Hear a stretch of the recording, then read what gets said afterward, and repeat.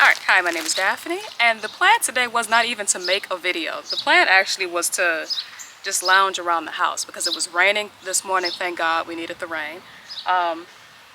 It was raining this morning. It was supposed to be a chill day with the kid, but then I realized, that my squash weren't doing so well. I don't know what's going on with them, but it looks like they're wilting, and it can't be anything in the house. I used an actually decent garden soil. Everything else that was planted in the garden soil is perfectly fine. It is thriving, but the squash are not doing well. It could have been contamination with the rainwater. I'm not sure. It could also just be the closeness to the lamp. the closeness to the grow lights, or maybe even the fan. Something in the house was not conclusive to the survival of my squash. And so I'm like, we really need to get them outside today, even though it's very high humidity. There's a potential chance that it might rain again today. The temperatures are dropping down to like the mid 50s. And that might not be super decent for the squash, considering right now it's closer to 80 degrees. So that temperature shift isn't good for any plant. But they needed to come out. I felt like I was giving them their best chance if I moved them out.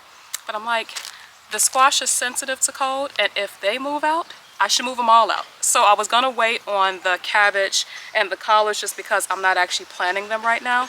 But I'm like, we might as well just leave them all out. And then like, we're supposed to have a few days of night temperatures above 60, which is perfect, ideal for hardening these plants off. And by the time the temperatures dip back down into like the mid 50s at night, they should be okay to be able to survive that. But for the peppers and the basil and the zinnias and the things that don't like a lot of cold, we do have some plastic here. I'm going to show you guys what I'm going to do to make a DIY makeshift greenhouse out here until my other greenhouse arrives on Monday.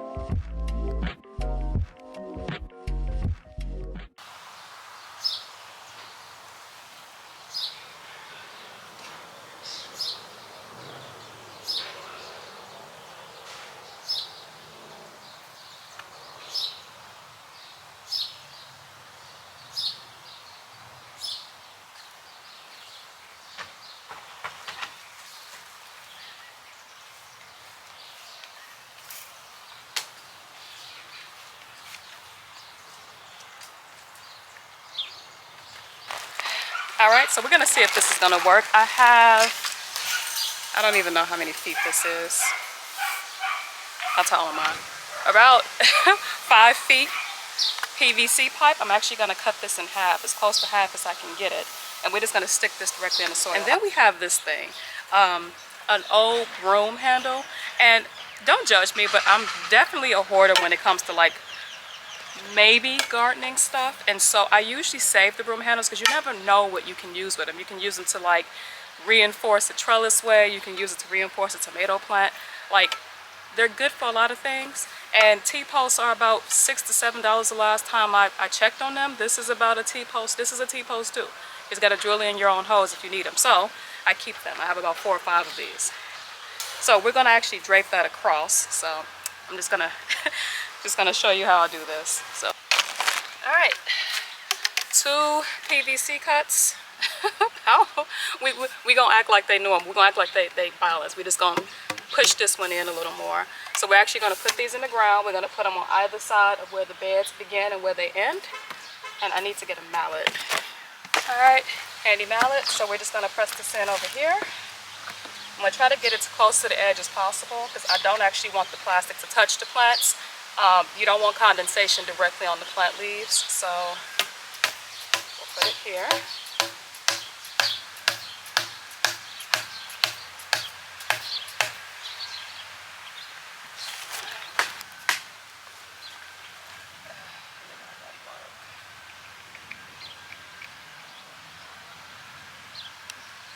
We're going to modify as we go. So I did have this out to kind of connect between the two, and that would have been wonderful, but I have too many plants. It's just not going to work. It's okay. We're going to modify it. So I have some string. It's actually supposed to be a drip hydration string. So like you put water in a cup and then like you just drip. It's supposed to just automatically water this string, and I never used it. So we're actually going to use it just to go across there.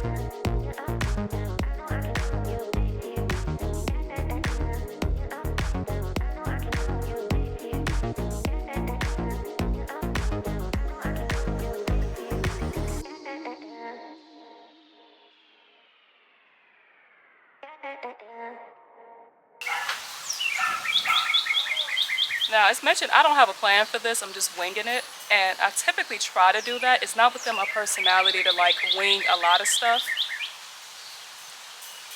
But I have learned that if I try to plan out everything, I spend so much time in my own head that nothing gets done. So we kind of go with the flow, which is another reason why I save a lot of stuff that looks like it has potential. So if I'm going with the flow, I have my resources.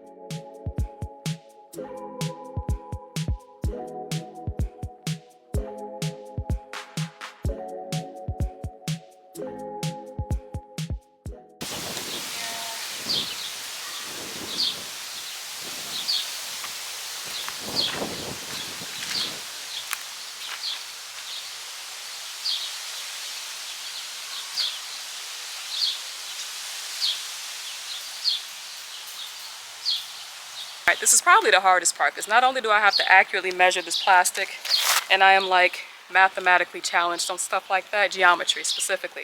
I'll build, but I can't really like, measurements come after, they don't really come before. So we're gonna eyeball this, making sure we have some drape on this side, drape on that side, and drape on both sides of the garden beds. And then I do want some plastic to be on the inside because I feel like that might be better wind protection for that side. And we're going to drape this on the outside here. That way I can kind of lift it because it is really, really hot during the day. I don't want the plastic on during the day.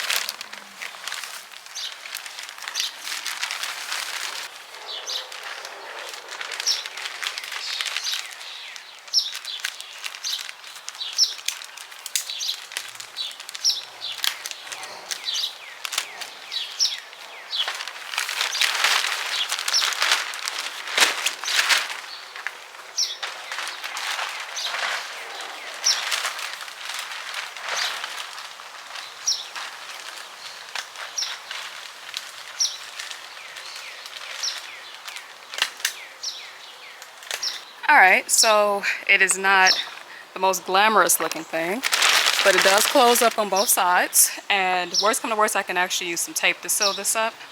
But I think it actually should be fine. As mentioned, I don't want it to be airproof. I just want it to have to trap in enough heat to not kill off the basil and the peppers.